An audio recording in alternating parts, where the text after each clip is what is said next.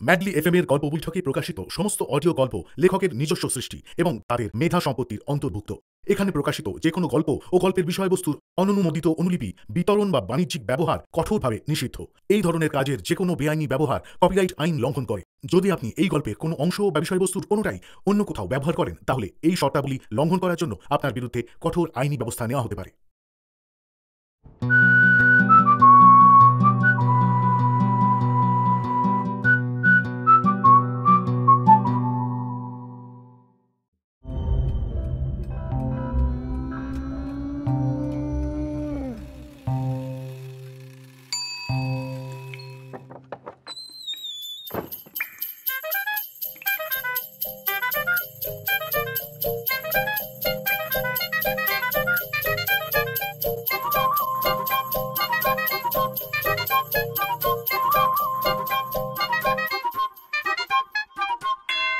গল্প বৈঠক।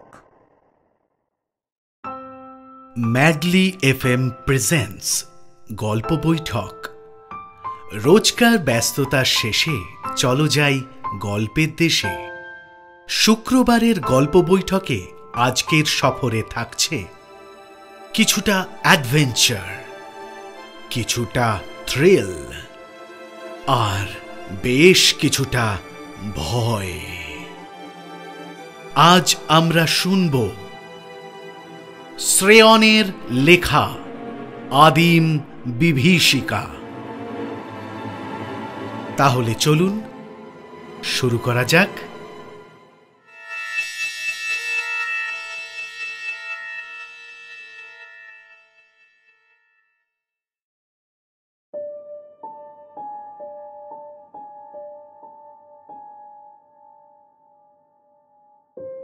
পূর্ণিমা চাঁদ এরপর কালো মেঘে ঢেকে গেল। বৃষ্টি নামলো আবার। বিকট প্রাণীগুলো ঝর্ণার জলে চান করছে আর নাচছে। স্বর্গ আর নরক একাকার হয়ে গেল যেন। এমন সময় জোরে বজ্রপাত হলো বেদির ওপর।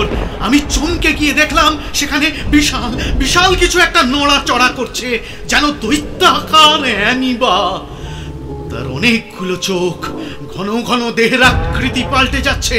বিকট পুরোহিতেরা বেদি ঘিরে দাঁড়িয়ে মন্ত্র পড়তে লাগলো। হাত ধরাধরি করে নাচ আরম্ভ করলো।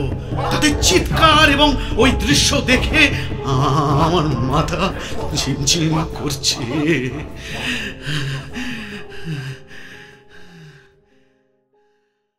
ভুল হয়েছে। যা কিছু জানতে পেরেছি সেগুলো যদি আমার অজানা থাকতো, তাহলে সুখে থাকতাম, শান্তিতে থাকতাম। জেনে অন্যায় করেছি, প্রায়শ্চিত্ত করতে হবে, হয়তো জীবন দিয়ে। কিন্তু তারপরেও কি সে থামবে? আমি একজন প্রত্নবিদ, নাম গুণাঢ্য সান্যাল, বয়স 47। অনেক কিছু করেছি জীবনে, আরও অনেক কিছু করার ইচ্ছে ছিল। আশা ছিল অবসরের পর কলকাতা বিশ্ববিদ্যালয় হয়তো আমাকে প্রফেসর ইমেরিটাস হিসেবে রেখে দেবে। এখন সেসব ভেবে লাভ নেই। ভবিষ্যতের দিকে তাকালে এখন বিশাল ভয় ছাড়া খুব একটা বেশি কিছু দেখি না। এই ভয় হাড় হিম করা নয়, আরো আরো অনেক বেশি প্রবল। শিরা, উপশিরা, স্নায়ু, মস্তিষ্ক সবকিছুকে স্তব্ধ করে দেওয়া আতঙ্ক। মনে আমার শক্তি প্রচুর ছিল। পৃথিবীর নানা দুর্গম প্রান্তে ছুটে বেরিয়েছি প্রায় 20 বছর ধরে। আধুনিক ও প্রাচীন 8টি ভাষায় কথা বলতে ও লিখতে পারি। হার্ভার্ড বিশ্ববিদ্যালয় থেকে পিএইচডি করেছি। আমার গাইড ছিলেন স্বনামধন্য প্রত্নবিদ হান্স ওয়াগনার। তিনি মধ্যপ্রদেশের ধলোয়া পাহাড়ে আবিষ্কার করেছিলেন নব্য প্রস্তর যুগের জনবসতি। সেখানে একটা গুহা তিনি খুঁজে পান, যার ভেতরে আদিম লোকেরা প্রচুর ছবি এঁকে রেখেছিল। মানুষের সমাধি ছাড়াও পাওয়া গিয়েছে পাথরের হাতিয়ার, মাটির পাত্র ইত্যাদি। সব থেকে রহস্যময় ছিল গুহার দেওয়ালে আঁকা ছবিগুলো। বাঘ, হরিণ, নানান রকম পাখির ছবি সেখানে ছিল। আর দেখা গেছিল জেলিফিশের মতো অদ্ভুত কিছু প্রাণীর ছবি। খুবই অদ্ভুত ব্যাপার, কারণ জায়গাটা সমুদ্র থেকে অনেকটা দূরে। অন্তত 4টে জেলিফিশের ছবি আছে গুহার নানা জায়গায়। ছাতার মতো তাদের মাথার গড়ন, নিচ থেকে বেরিয়েছে শেকড়ের মতো সরু লিকলিকে অনেকগুলো শুঁড়। দেখলেই গা যেন ঘিন ঘিন করে। আশ্চর্যের বিষয় হলো, যতগুলো জেলিফিশ এরকম রয়েছে, প্রত্যেকটার আশেপাশে ওপরে নিচে কয়েকটা তারা এঁকে দিয়েছে বহু সহস্রাব্দ আগের মানুষেরা। ওরা কি রাতের আকাশে জেলিফিশকে উড়তে দেখেছিল, নাকি তাদের কোনো পৌরাণিক কাহিনী ছিল উড়ন্ত জেলিফিশ নিয়ে? তাদের কোনো লিখিত বিবরণ পাওয়া গেলে হয়তো বিষয়টা একটু পরিষ্কার হতো, কিন্তু ওদের লেখা কোনো লিপি পাওয়া যায়নি। এই জনবসতি অন্তত 5000 খ্রিস্টপূর্বাব্দের, অর্থাৎ বেদ রচনার সময় থেকেও অনেকটা আগের। আমিও গিয়ে জায়গাটা দেখে এসেছি, যদিও এই ব্যাপারে আমার খুব একটা আগ্রহ ছিল না। ওয়াগনার স্যারের কাছে আমি গবেষণা করেছিলাম শ্রাবস্তি নগরের ধ্বংসাবশেষ নিয়ে। প্রাচীন নগর সভ্যতার বিষয়ে আমার কৌতূহল একটু বেশি। সম্রাট অশোকের যুগে গড়ে ওঠা স্থাপত্য নিয়ে কাজ করে সারা পৃথিবীতে নাম করেছি। পুরনো দিনের লোককথায় খুঁজে পাওয়া উদ্ভট প্রাণীদের বিষয়ে মাথা ঘামানোর সময় আমার ছিল না। 7 বছর আগে 2016 সালে ওয়াগনার স্যার বিষ খেয়ে আত্মহত্যা করেন। এই নিয়ে প্রত্নবিদ এবং ইতিহাসবিদদের মধ্যে খুব তোলপাড় হয়েছিল, কারণ তার কয়েক মাস আগেই তিনি বিশ্ববিদ্যালয়ে পড়াশোনা ছেড়ে দিয়েছিলেন, বন্ধ করে দিয়েছিলেন বন্ধুদের সঙ্গে মেলামেশাও। কোথাও প্রত্নতাত্ত্বিক অনুসন্ধান কিংবা বক্তৃতা দিতেও যেতেন না। বস্টনেতে নিজের ফ্ল্যাটেই সময় কাটাতেন। ওই সময় তিনি এক অজানা কারণে স্ত্রী এমিলিকে ডিভোর্স দিয়ে দেন। যদিও এমিলি এবং তাদের মেয়ে আইভি তখন জার্মানিতেই থাকতেন। মিউনিখে আইভির শ্বশুর বাড়ি, আর এমিলি বার্লিনে একটি আর্ট কলেজে ভাস্কর্য শেখাতেন। ওয়াগনার স্যারের প্রিয় ছাত্রের নাম ফ্রান্সেসকো লামো। আমার চেয়ে বয়সে একটু বড়। ইতালির মিলান থেকে হার্ভার্ডে গবেষণা করতে যান, তারপর সেখানেই অধ্যাপক হিসেবে যোগ দেন প্রত্নতত্ত্ব বিভাগে। আমি তাকে ফ্রাসো বলে ডাকতাম, তিনিও খুব ভালোবাসতেন আমাকে। আর্কিওলজিক্যাল সার্ভে অফ ইন্ডিয়ার কাজ ছেড়ে দিয়ে আমি যখন কলকাতা বিশ্ববিদ্যালয়ে পড়াশোনা শুরু করলাম, তখন বন্ধুরা অনেকেই আমাকে বলেছিল যে আমি নাকি ঠিক করিনি। ওই সময় ফ্রাসো আমার পাশে দাঁড়িয়েছিলেন, বলেছিলেন, তুমি ঠিক সিদ্ধান্তই নিয়েছ। যে যাই বলুক, অধ্যাপনা মোটেও কোনো খারাপ কাজ নয়। এতে তোমার লাভই হলো, আরও স্বাধীনভাবে তুমি গবেষণা চালিয়ে যেতে পারবে। মৌর্য স্থাপত্য নিয়ে গবেষণা করার সময় আমি নিজের বিশ্ববিদ্যালয় বা দেশের সরকার কারোর থেকেই ফান্ড পাচ্ছিলাম না। তখন ফ্রাসো আমাকে মিলান বিশ্ববিদ্যালয় থেকে ফান্ড জোগাড় করে দেন। এখন আর গবেষণার জন্য দেশের কোনো অর্থ সাহায্যের ওপর নির্ভর করতে হয় না আমাকে। ওয়াগনার স্যারের আত্মহত্যা করার পর ফ্রাসো আমাকে ফোন করে ডেকে পাঠান। Please come as soon as possible, it's very urgent. কয়েক সপ্তাহ পর শিকাগো বিশ্ববিদ্যালয়ে আমার একটা বক্তৃতা ছিল। বক্তৃতা সেরে কেমব্রিজ শহরে চলে এলাম। ফ্রাসোর ছিমছাম বাড়িতে থাকার বন্দোবস্ত হলো। ওর স্ত্রী মারিয়া খুব অতিথিপরায়ণ, পেশায় ডাক্তার। ফ্রাসোর কথা শুনে আমি হতবাক হয়ে গিয়েছিলাম। ওয়াগনার স্যারের সহকারী হিসেবে কাজ করতেন ফ্রাসো। প্রাগৈতিহাসিক জনবসতি ছিল তাদের গবেষণার বিষয়। বছর 10 আগে তারা দক্ষিণ আমেরিকায় খনন করেছিলেন। আন্দিজ পর্বতের কোলে তাম্রপ্রস্তর যুগের মানুষের বসতি পাওয়া গিয়েছে। বলিভিয়ার জঙ্গলে খোঁড়াখুঁড়ি করতে গিয়ে তাদের টিম একটি পাথরের ফলক উদ্ধার করেছিলেন। ফলকের গায়ে জেলিফিশের মতো কয়েকটা আকৃতি খোদাই করা ছিল।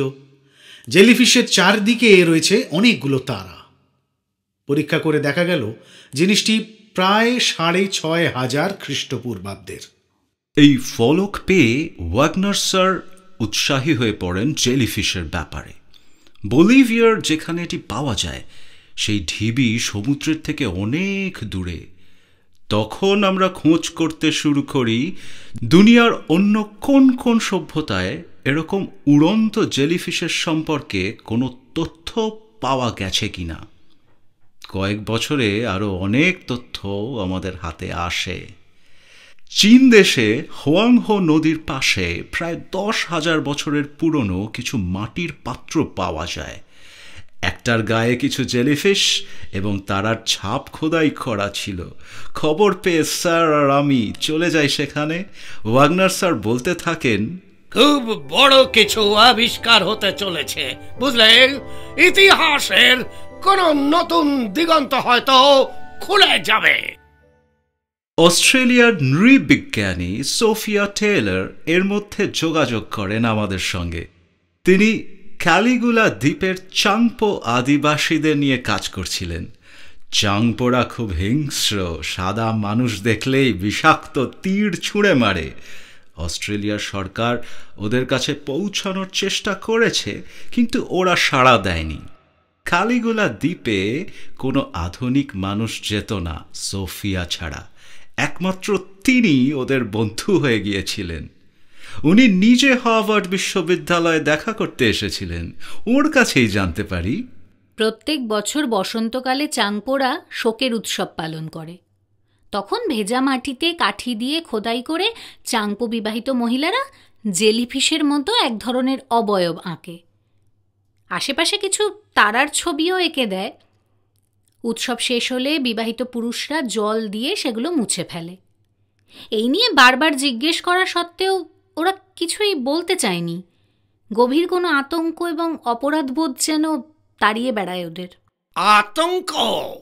কিন্তু কিসের আতঙ্ক? কিছু জানতে পেরেছেন? হ্যাঁ, একটা ছোট্ট চাংপো মেয়ের সঙ্গে ভাব জমিয়ে প্রচলিত লোককথার কিছুটা জানতে পারি। বাচ্চাটা বলেছিল, ওই জেলিফিশের মতো জিনিসগুলো আসলে হ্রদ। আদি পুরোহিতরা ওতে চড়ে মাটিতে নেমে আসে। অনেক দিন আগে আমার দাদুরা চাংপোরা সবাই মোলান সমুদ্রের পাশে থাকতো। তখন রাতের বেলা কমলার রঙের আলোর রথে চড়ে আদি পুরোহিতেরা আকাশ থেকে নেমে আসতো। প্রতি বছর বসন্তকালে ওরা আমাদের মধ্যে সবচেয়ে সুন্দরী মেয়েকে নিয়ে যেত আকাশে। মেয়েটা আর ফিরে আসতো না। একবার মোজাই নামের এক খুব সুন্দরী মেয়েকে সর্দার বেছে নেয় পুরোহিতদের উৎসর্গ করার জন্য। কিন্তু সর্দারের ছেলে ছিল রিহ। ও খুব ভালোবাসতো মোজাইকে। কিন্তু ওরা দুজনে রাতের অন্ধকারে পালিয়ে যায়। সর্দার তখন জাইরা নামের আরেকজন সুন্দরী মেয়েকে তুলে দেয় পুরোহিতদের হাতে। কিন্তু পুরোহিতগুলো জানতো সর্দার তাদের ঠকাচ্ছে। তারা সর্দারকে জ্যান্ত পুড়িয়ে মারে। তারপর মোজাই আর রিহুকে খুঁজে বের করে দূরের গভীর জঙ্গল থেকে। ওদের টুকরো টুকরো করে কেটে সমুদ্রের জলে ভাসিয়ে দেয়। তারপর জাইরা এবং আরও 11 জন সুন্দরী মেয়েকে নিয়ে আকাশে চলে যায় ওই পুরোহিতগুলো। পরের দিন আকাশ থেকে অনেক অনেক আগুন পড়তে থাকে। আমাদের গ্রাম পুড়ে ছাই হয়ে যায়। আমার দাদু আর কয়েকজন শুধু পালিয়ে গেছিল। তারপর সমুদ্র পেরিয়ে চলে আসে পহি দ্বীপে। চাংপোদের বাস ছিল আয়ার হ্রদের ধারে। গিওপি যেটাকে মোলান সমুদ্র বলছিল। পুনর্বাসনের পর চাংপোরা এই দ্বীপকে পহি দ্বীপ বলে ডাকে। এই দ্বীপেও নাকি আদি পুরোহিতরা কয়েকবার এসেছে। যদিও গিওপি নিজে কখনো তাদেরকে দেখেনি, গল্প শুনেছে মাত্র। তবে আমিও হাল ছাড়িনি, চেষ্টা করছি ক্রমাগত এই বিষয়ে আরও কিছু তথ্য সংগ্রহ করার। সোফিয়া এটুকুই বলেছিলেন, চাংপোদের খাবার দাবার, পোশাক আশাক, বাড়ি ঘর ইত্যাদি নিয়ে প্রচুর তথ্য সংগ্রহ করেছিলেন তিনি, কিন্তু ধর্মীয় প্রথা এবং বিশ্বাস নিয়ে ওরা কিছুই বলে না। যতবারই সোফিয়া জিজ্ঞেস করেছেন, তাদের মুখে ভয়ের ছায়া নেমে এসেছে। সে আমাকে ঘুম পাড়িয়ে রাখতে চায়। আমার চোখ বুজে আসছে, জোর করে তাকিয়ে আছি, উপায় নেই, প্রচণ্ড মাথা ব্যথা করছে। কিন্তু একবার ঘুমিয়ে পড়লে আবার সেই ভয়ঙ্কর দুঃস্বপ্ন আসবে। এইভাবেই সে নির্যাতন করে আমায়। বুঝতে পারছি দ্রুত পাগল হয়ে যাব, কিংবা সব কিছু ভুলে যেতেও পারি। মস্তিষ্কের স্বাভাবিক কাজকর্ম বন্ধ হয়ে আসছে, তার আগেই যতটা সম্ভব লিখে ফেলতে হবে। ওয়াগনার স্যার ঠিক করেন ফ্রাসোকে নিয়ে অস্ট্রেলিয়া যাবেন। আয়ার হ্রদের তীরে অনুসন্ধান করবেন যদি কিছু পাওয়া যায়। সোফিয়া অন্যদিকে চাংপোদের থেকে আদি পুরোহিতদের বিষয়ে আরও খবর জোগাড়ের চেষ্টা করবেন। সোফিয়ার ফ্লাইট ছিল পরের দুপুরে। আমি আর ওয়াগনার স্যার অস্ট্রেলিয়া যাব আগামী মাসে, এরকমই পরিকল্পনা ছিল। এর মধ্যে সেই রাতেই টিভিতে এমন একটা খবর দেখালো, যেটা দেখে আমরা তিনজনই ভীষণ চমকে গেলাম।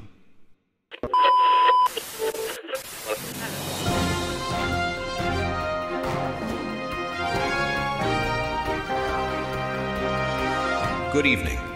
We're following a devastating story out of Australia tonight. A meteorite has struck Caligula Island, sparking a massive wildfire that has claimed an entire indigenous community. Authorities say a small burning meteor fell from the sky earlier this afternoon, crashing into a forested area of the island. The impact immediately triggered a wildfire, which spread rapidly across the jungle. Tragically, the blaze has wiped out the entire Changpo tribe, an indigenous group that had been living in that part of the forest. Australian officials have confirmed there are no survivors. We will continue to monitor this heartbreaking story and bring you the latest updates as they become available. Stay with us. This is America News 365. পরের দিন সকালে news পেপারে আরও বিস্তারিত জানা গেল। গতকাল বিকেলে অস্ট্রেলিয়ার ক্যালিগুনা দ্বীপে উল্কাপাত হয়। একটি ছোট জ্বলন্ত উল্কাপিণ্ড এসে দ্বীপের জঙ্গলে পড়ে, দাবানল শুরু হয়ে যায়। তাতে পুড়ে চাংপো আদিবাসীরা ছাই হয়ে গিয়েছে, একজনও বেঁচে নেই। অস্ট্রেলিয়ার সরকার জানিয়েছে দ্বীপের বেশিরভাগ অংশ তৃণভূমি আর খানিকটা জঙ্গল আছে, সেখানেই চাংপোরা থাকত। চারদিক থেকে আগুন ঘিরে ধরেছিল আদিবাসী জনবসতিকে, পালাবার কোনো উপায় ছিল না। এখনও বনের আগুন নেভেনি, বহু পশু পাখি মারা গেছে। সরকার চেষ্টা চালিয়ে যাচ্ছে আগুন নিয়ন্ত্রণে আনার জন্য।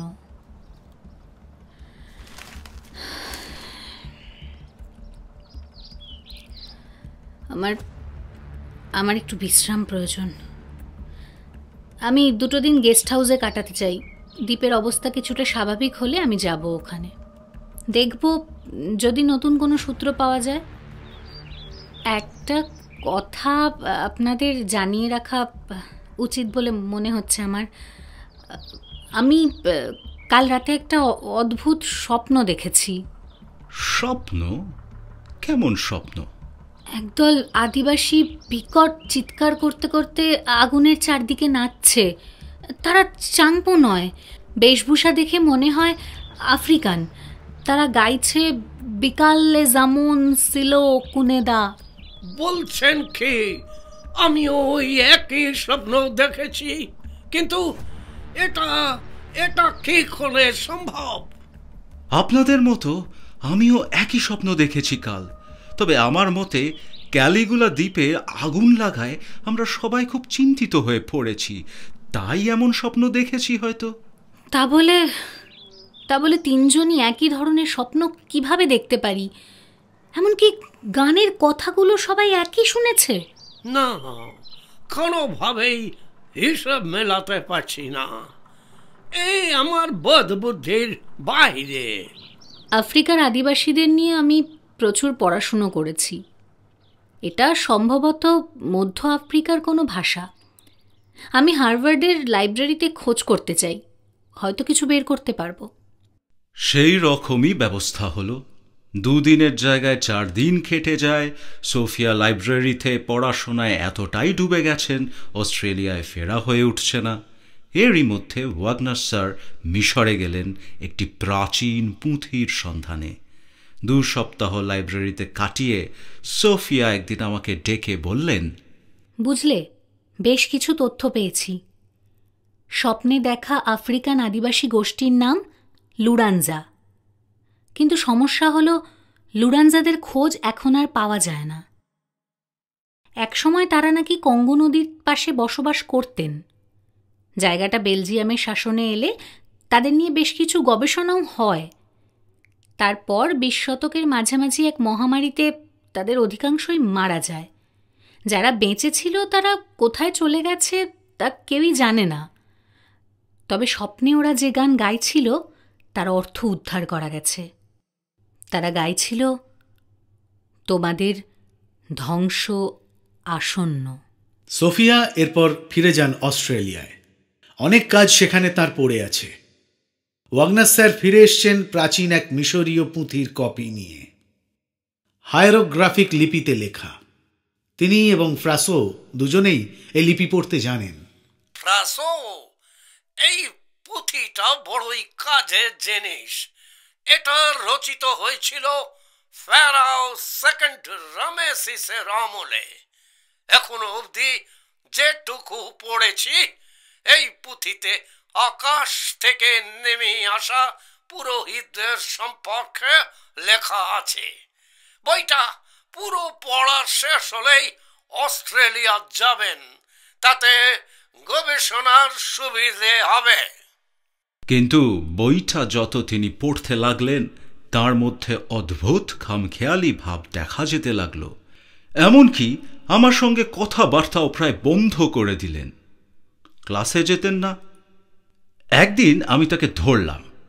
বইতে কি লেখা আছে বলতেই হবে স্যার, নইলে অন্তত বইয়ের একটা ফটোকপি দিন আমায়, তবেই আমি যাব। এতে ওয়াগনার স্যার খুব উত্তেজিত হয়ে গেলেন। যাচ্ছে তাই ভাষায় অপমান করে ঘর থেকে বার করে দিলেন আমাকে।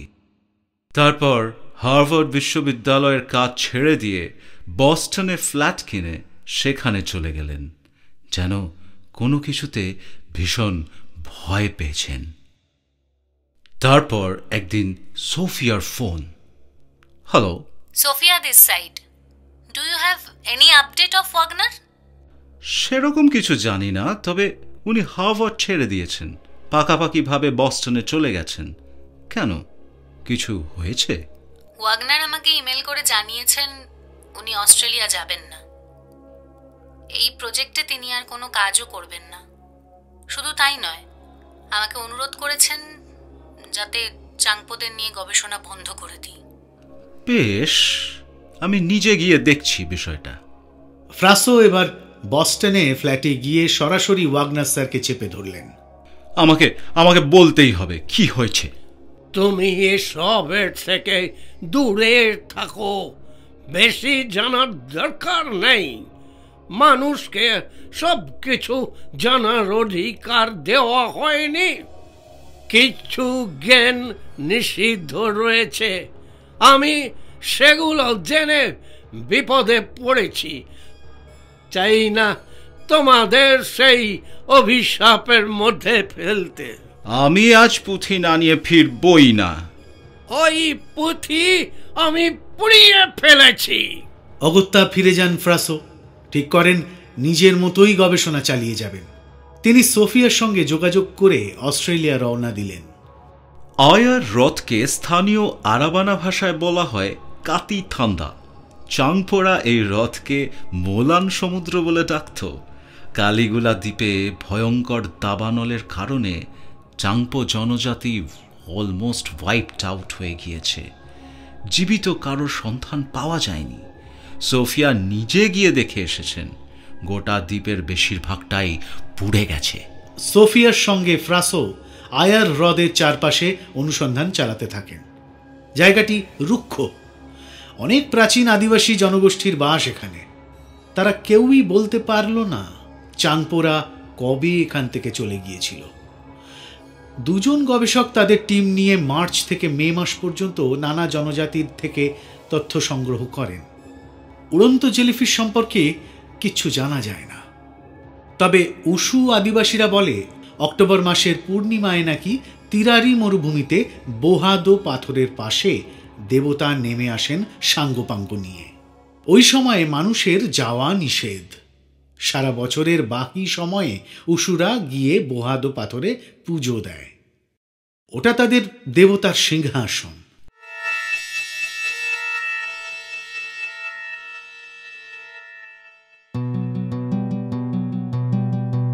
আজকের সফরে শুনছেন গল্প বৈঠকের আজকের গল্প লেখক শ্রেয়নের আদিম বিভীষিকা। এখনো পর্যন্ত যদি ম্যাডলি FM কে সাবস্ক্রাইব না করে থাকেন তাহলে এখনই করুন। Kindly subscribe to our madly FM official YouTube channel. তাহলে চলুন সফরে ফেরা যাক।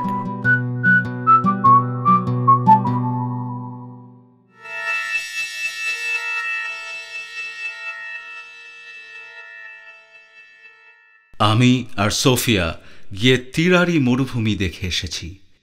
বোহাদো একটা বিশাল চ্যাপ্টা হলুদ পাথর, অনেকটা বেঁটে টেবিলের মতো দেখতে, প্রায় 70 ফিট হাইট। ওপরে কম করে 10,000 লোক বসতে পারবে, কিন্তু পাথরের ওপর ওঠা নিষিদ্ধ। ডেজার্টের মাঝখানে একটা ছোট্ট মালভূমি যেন। তখন শরৎকাল। অস্ট্রেলিয়ায় বসন্তকাল হয় সেপ্টেম্বর থেকে নভেম্বর মাস পর্যন্ত। কিন্তু ওই সময় কাউকে বোহাদোর আশেপাশে যেতে দেওয়া হয় না। উশুরা কড়া নজর রাখে। এরই মধ্যে খবর আসে ওয়াগনার স্যার সুইসাইড করেছেন ওয়াটার হেমলক গাছের শেকড় খেয়ে। আমি তড়িঘড়ি আমেরিকায় ফিরে যাই। পুলিশ জানায় ওয়াগনার স্যার একটা সুইসাইড নোট রেখে গেছেন। টেবিলে একটা খাতা ছিল খোলা অবস্থায়, তার ওপর লাল কালি দিয়ে জার্মান ভাষায় লেখা, নোট্রাগেস কাউকে ছাড়বে না। হে নোট্রাগেস, দয়া করে আমাকে ধ্বংস করে দাও। অনেকটা যেন পাগলের প্রলাপ। খাতার কয়েকটা পৃষ্ঠায় লাল কালিতে দুর্বোধ্য কিছু আঁকিবুঁকি কাটা। ফ্রাসো পুলিশকে অনুরোধ করেন গবেষণা ও তদন্তের স্বার্থে এই খাতা এবং সুইসাইড নোটের ব্যাপারটা মিডিয়াকে না জানাতে। সেই খাতা দেখিয়ে ফ্রাসো আমাকে বললেন, এই খাতার বেশিরভাগ লেখাই স্পষ্ট নয়, তবে কিছু কথা বোঝা যাচ্ছে, যেমন ফ্রান্সেসকো, সোফিয়া, হোয়াংহো, ধলোয়া পাহাড়, এরকম কয়েকটা নাম। আর দেখো, নিষ্ঠুর অহংকার, অবর্ণনীয় অহংকার, এরকম লেখা আছে কয়েকবার। আমি দাগ দিয়ে রেখেছি। ধলোয়া পাহাড় তোমাদের দেশে। আমি চাই তুমি আমাদের গবেষণায় যুক্ত হও। আপাতত প্রাচীন ভারতীয় নগর সভ্যতার জল সরবরাহ ব্যবস্থা নিয়ে গবেষণার কাজে আমি খুব ব্যস্ত রয়েছি। সেটা মিটে গেলেই আমি যুক্ত হতে পারবো আপনাদের সঙ্গে। হয়তো বছরখানেক সময় লাগবে, কিন্তু এই প্রজেক্টের দায়িত্বে আমি এতটাই জড়িয়ে গেছি যে কোনোভাবে মাঝখানে ছেড়ে দেওয়া সম্ভব নয়। ঠিক আছে, সমস্যা নেই। তুমি বছরখানেক পরেই যুক্ত হও। ততদিনে অস্ট্রেলিয়ার ব্যাপারটা মিটিয়ে নিই। সোফিয়া চেষ্টা করছে সে দেশের সরকারকে বুঝিয়ে অক্টোবর মাসে পূর্ণিমার রাতে যদি গোপনে বোহাদো পাথর দেখতে পারি আমরা। তুমিও সঙ্গে থাকলে ভালো হতো, কিন্তু হঠাৎ করে তোমার ওপর কিছু চাপিয়ে দিতে চাই না। যত তাড়াতাড়ি সম্ভব কাজ গুছিয়ে আমি যোগ দেব আপনাদের সঙ্গে, বললাম তো। কলকাতায় ফিরে আসি। ফ্রাসোর সঙ্গে নিয়মিত যোগাযোগ রাখছিলাম। তিনি একদিন জানান, সোফিয়া অস্ট্রেলিয়ান সরকারের মাধ্যমে একটা ব্যবস্থা করতে পেরেছেন, কিন্তু তাকেই কেবল বোহাদো যাওয়ার অনুমতি দেওয়া হয়েছে। অক্টোবর মাসে 2 জন পুলিশ গোপনে তাকে নিয়ে যাবে, স্থানীয় লোকেরা যাতে কিছু জানতে না পারে। অক্টোবর মাসের পূর্ণিমা চলে গেল। আমি ফ্রাসোকে ফোন করলাম আপডেট নেওয়ার জন্য। আপাতত উল্লেখযোগ্য কোনো খবর নেই। সোফিয়া এখনো যোগাযোগ করেননি। আমাদের আরো কিছুদিন অপেক্ষা করতে হবে। কয়েকদিন পর ফ্রাসো নিজেই ফোন করলেন আমায়। ভয়ঙ্কর কাণ্ড হয়েছে।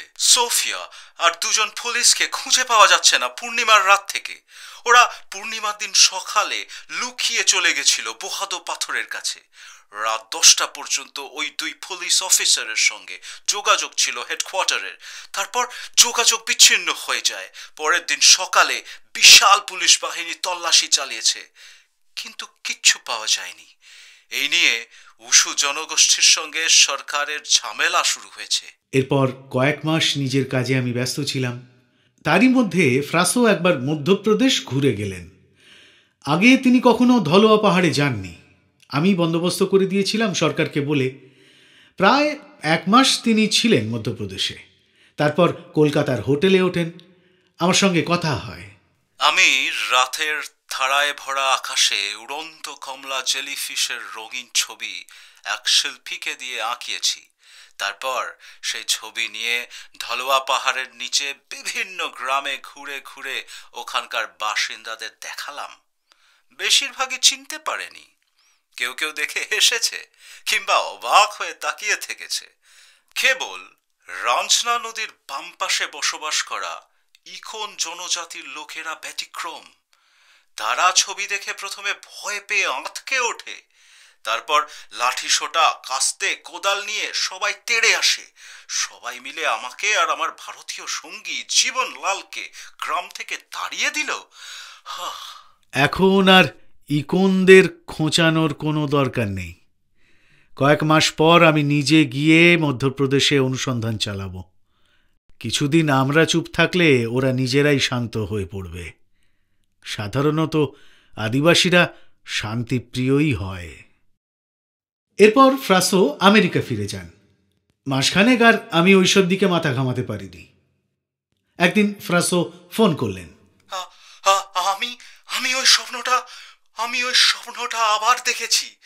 রোজ রোজ ঘুমের মধ্যে ওরা আসছে। আমি বোধহয় আর বাঁচব না। আচ্ছা, আপনি এত উতলা হবেন না। এর আগেও তো হয়েছে এরকম।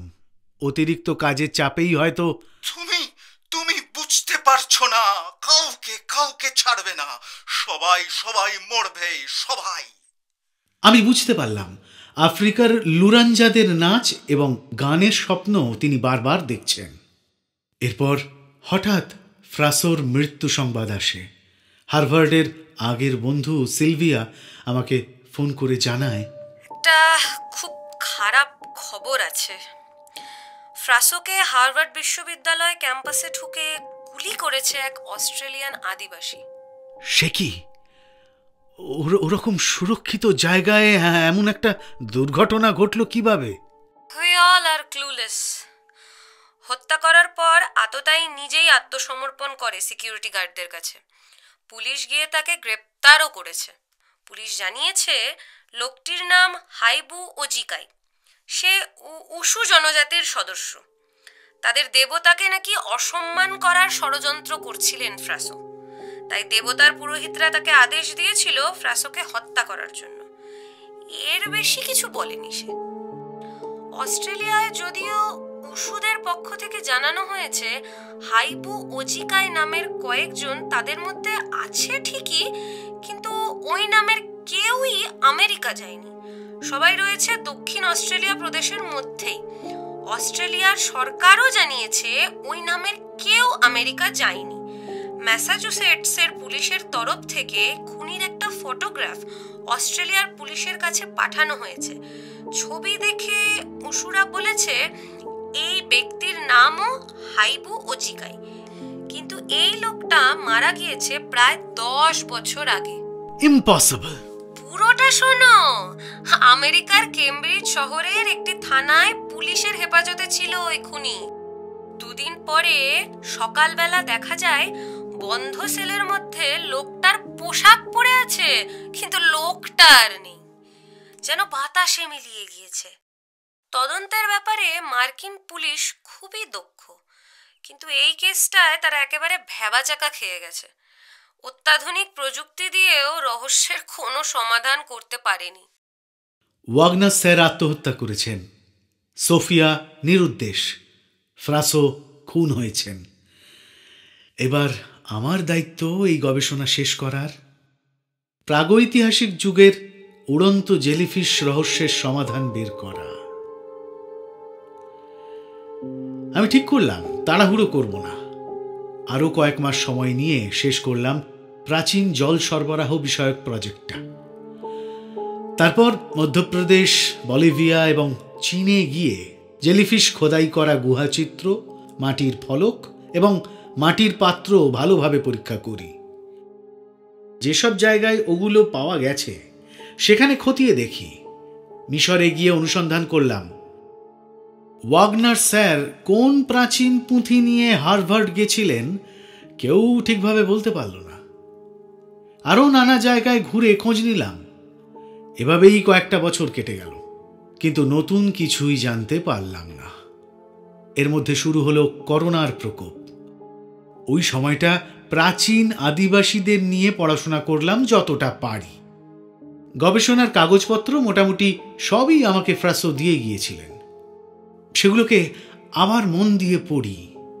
একটা ব্যাপারে খটকা লাগে, প্রাগৈতিহাসিক দেবতার আদি পুরোহিতদের কথা পাচ্ছি কয়েক জায়গায়, কিন্তু দেবতার বিবরণ কিছুই তো জানা যাচ্ছে না। পুরোহিত আছে মানে দেবতাও থাকবে। আদি পুরোহিতরা কি ভিন গ্রহের প্রাণী? উড়ন্ত জেলিফিশের কোনো ফসিল বা দেহাবশেষ পাওয়া যাচ্ছে না। পেলে অনেকটাই সুবিধে হতো।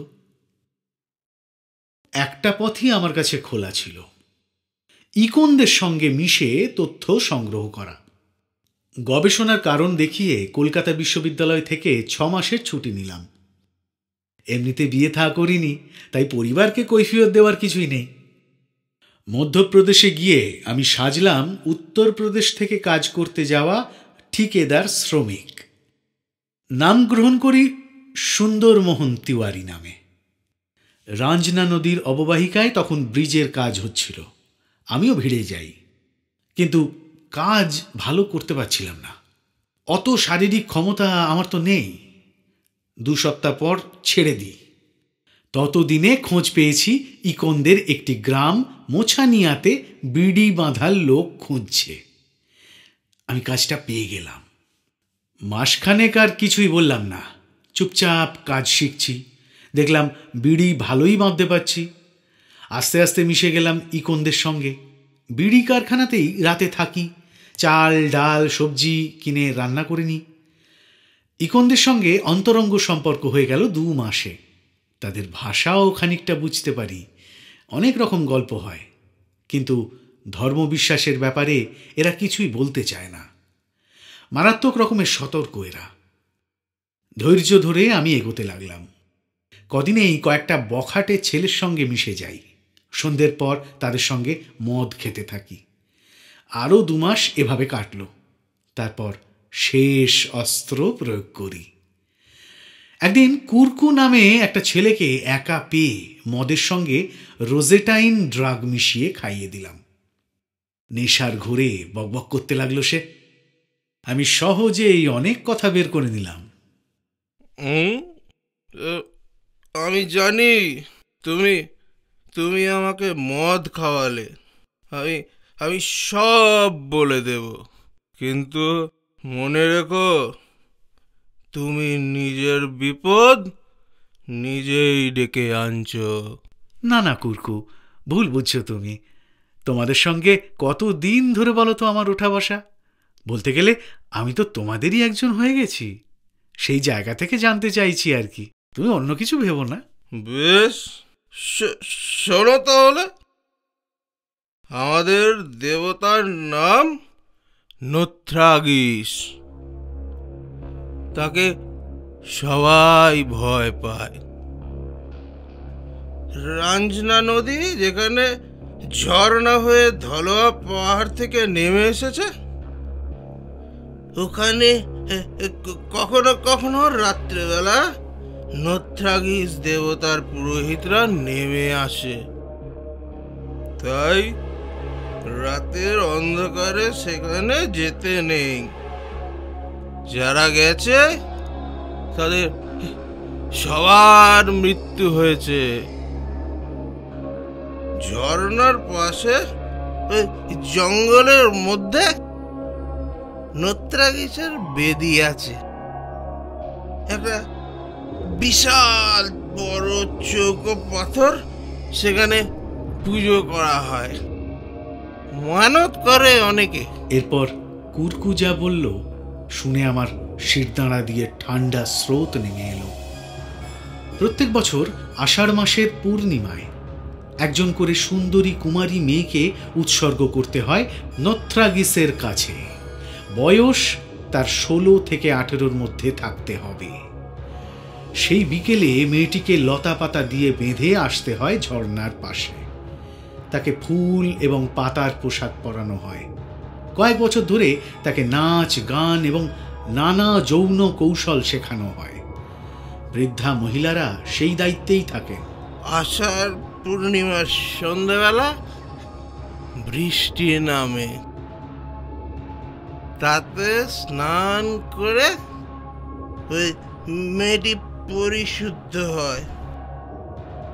আকাশ থেকে আদি পুরোহিতরা নেমে আসে। তাদের জন্য প্রচুর সেদ্ধ মাংসে মশলা মাখিয়ে পাতা দিয়ে মুড়ে নথ্রাগিসের বেদির নিচে রাখতে হয়। সঙ্গে অনেকগুলো মাটির পাত্রে রাখা হয় ফলের রস। কাঠের পাতলা টুকরো দিয়ে ঢেকে রাখতে হয়। আদি পুরোহিতরা খেয়ে দিয়ে ঝর্ণার জলে খেলা করে। তারপর মেয়েটিকে নিয়ে আকাশে চলে যায়। নথ্রাগিস 1 বছর ধরে মেয়েটিকে সম্ভোগ করে। তারপর তাকে মেরে তার মাংস খায় আদিম দেবতা। এবছরের জন্য একটি মেয়েকে প্রস্তুত করা হচ্ছে। শেষে কুরকুকে আরো অনেকটা মদ খাইয়ে দিলাম, যাতে সকালে কিছু ওর মনে না থাকে। বৈশাখ মাস, আরো 2 মাস অপেক্ষা। বর্ষাকাল চলে এলো। সবার সঙ্গে আমার এতটাই ভালো সম্পর্ক যেন আমি কিছুই জানি না। পূর্ণিমার আগের দিন বিড়ি কারখানায় 1 সপ্তাহের ছুটি দেওয়া হলো। বাইরের শ্রমিকদের বলা হলো বাড়ি চলে যেতে। আমি গ্রামের বাইরে জঙ্গলে গিয়ে লুকিয়ে রইলাম। পূর্ণিমার সকাল থেকে লুকিয়ে গ্রামে নজর রাখছি। দেখলাম রীতিমতো উৎসব শুরু হয়ে গেল। সবাই প্রচুর মদ আর মাংস খাচ্ছে প্রাণ ভরে। 10টা কালো কুচকুচে পাঁঠা কেটে তাদের মাংস ভালো করে সেদ্ধ করে মশলা দিয়ে পাতায় মুড়ে ঘাসের সুতোয় বাঁধা হলো। অনেকটা বড় বড় পাতুরির মতো দেখতে। প্রচুর মাটির গ্লাসে ফলের রস ভর্তি করে কাঠের পাতলা ঢাকনা দেওয়া হলো। সেগুলো নিয়ে বিকেলবেলা গ্রামের লোকেরা নথ্রাগিসের জয়ধ্বনি দিতে দিতে রওনা দিল জঙ্গলের দিকে।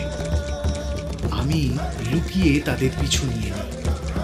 দেখলাম সবাই গিয়ে ঝর্ণার কাছে পৌঁছলো। সামনে নথ্রাগিসের বেদি দেখলাম। ফ্রাসোর কাছে অস্ট্রেলিয়ার পাথরের যেমন বিবরণ শুনেছিলাম, এটাও খানিকটা ওই রকম দেখতে। দৈর্ঘ্য, প্রস্থ এবং উচ্চতায় বোহাদোর প্রায় কাছাকাছি। তবে এখানে পাথরের রং লালচে। আশেপাশের গ্রাম থেকেও প্রচুর লোকজন আসছে।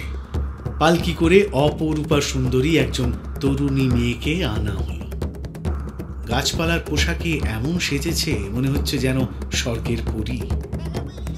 সে পালকি থেকে নেমে বেদির সামনে গিয়ে নাচের ভঙ্গিতে প্রণাম করল। কয়েকজন বৃদ্ধা মহিলা তাকে লতা পাতা দিয়ে বাঁধল। তারাও নাচের ভঙ্গিতে প্রণাম করলো বেদির দিকে। সবাই যেন নেশার ঘোরে আছে। একটা জলজ্যান্ত মেয়েকে রেখে যাচ্ছে। কারোর মনে কোনো দুঃখ নেই, এমনকি মেয়েটাকেও খুব একটা বিষণ্ণ লাগছে না। খাবার দাবার রেখেই চলে গেল সবাই। আমি দূরে বসে গাছের আড়াল থেকে দেখছি। সূর্যের আলো কমে অন্ধকার ঘনিয়ে আসছে। ঝমঝম করে বৃষ্টি নামলো। প্রায় আধ ঘন্টা বৃষ্টির পর আকাশ পরিষ্কার। পূর্ণিমার জ্যোৎস্না এসে পড়েছে গোটা এলাকাটায়। মেয়েটাকে আরো বেশি সুন্দরী লাগছে। মনে হচ্ছে ওকে দেখে আমি পাগল হয়ে যাব। পরিবেশটা কেমন যেন স্বর্গীয় হয়ে উঠেছে। এরই মধ্যে আকাশ থেকে প্যারাশুটের মতো নেমে এলো অনেকগুলো জেলিফিশ। আগুনের মতো জ্বলছে সবকটা। দেখে ভয়ে আমার হাত পা কাঁপতে লাগলো। জেলিফিশগুলো মাটিতে নামলো খুব আস্তে আস্তে, বেলুনের মতো। সেগুলো থেকে বের হয়ে এলো বিকট দর্শন কিছু প্রাণী, যেন মানুষ আর সরীসৃপের মিশ্রণ। তারা বেদির চারদিকে দাপাদাপি করতে শুরু করলো, মাংস আর ফলের রস খেতে লাগলো। মেয়েটার দিকে ফিরেও তাকালো না। দেখলাম মেয়েটা ভয়ে অজ্ঞান হয়ে গেছে। পূর্ণিমা চাঁদ এরপর কালো মেঘে ঢেকে গেল। বৃষ্টি নামলো আবার। বিকট প্রাণীগুলো ঝর্ণার জলে চান করছে আর নাচছে। স্বর্গ আর নরক একাকার হয়ে গেল যেন। এমন সময় জোরে বজ্রপাত হলো বেদির ওপর। আমি চমকে গিয়ে দেখলাম সেখানে বিশাল বিশাল কিছু একটা নড়াচড়া করছে, যেন দৈত্যাকার অ্যামিবা। তার অনেকগুলো চোখ, ঘন ঘন দেহের আকৃতি পাল্টে যাচ্ছে। বিকট পুরোহিতেরা বেদি ঘিরে দাঁড়িয়ে মন্ত্র পড়তে লাগলো। হাত ধরাধরি করে নাচ আরম্ভ করলো। তাদের চিৎকার এবং ওই দৃশ্য দেখে আমার মাথা ঝিমঝিম করছে।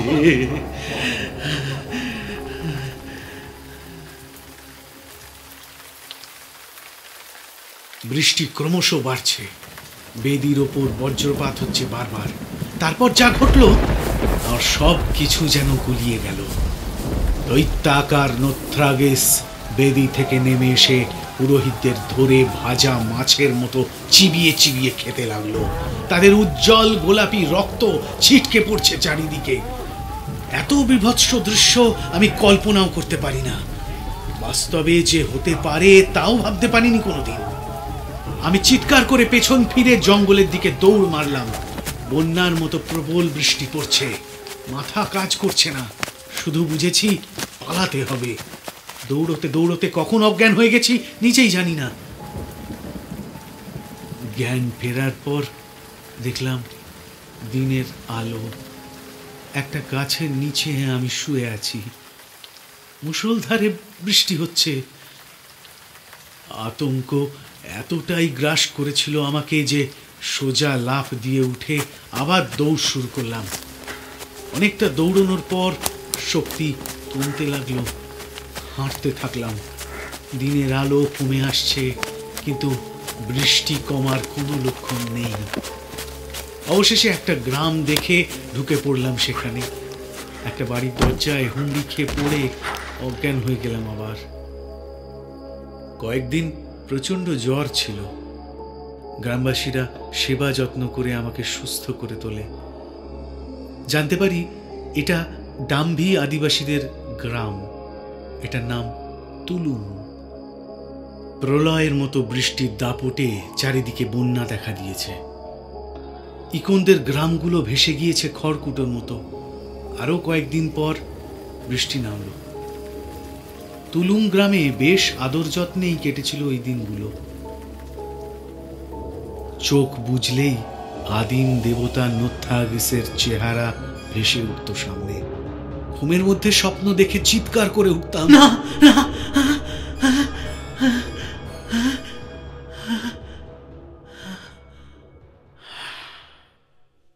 কলকাতা ফিরে এলাম অনেক কষ্টে। এখন ঘুমোলেই স্বপ্নে দেখতে পাই অতিকায় অ্যামিবার মতো নোথ্রাগেস দেবতাকে। শহুরে আধুনিক লোকজনকে চিবিয়ে চিবিয়ে খাচ্ছে সে। চারদিক রক্তে ভরে গেছে। মানুষ তার কাছে সামান্য পোকামাকড় ছাড়া আর কিছুই নয়। আর শুনতে পাই ইকোনদের ভাষায় কারা যেন চিৎকার করে গাইছে, পৃথিবী এবার ধ্বংস হবে, পৃথিবী এবার ধ্বংস হবে।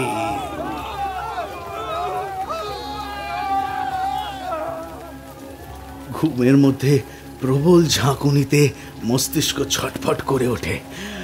তাই তাই ঘুমোতে ভয় পাই এখন। আমি পাগল হয়ে যাচ্ছি। অমানবিক যন্ত্রণা থেকে আমি মুক্তি চাই।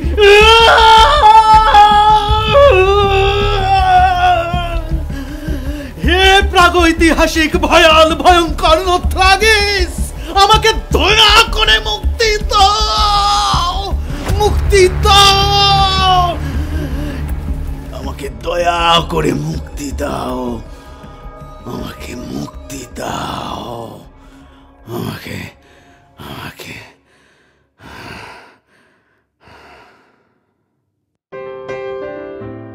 আজকের সফর এ পর্যন্তই। কেমন ছিল আজকের এক্সপিরিয়েন্স জানাও কমেন্টে। তোমাদের লেখা গল্প আমাদেরকে পাঠাতে পারো আমাদের অফিসিয়াল অ্যাড্রেস submit.madlyfm@gmail.com এ।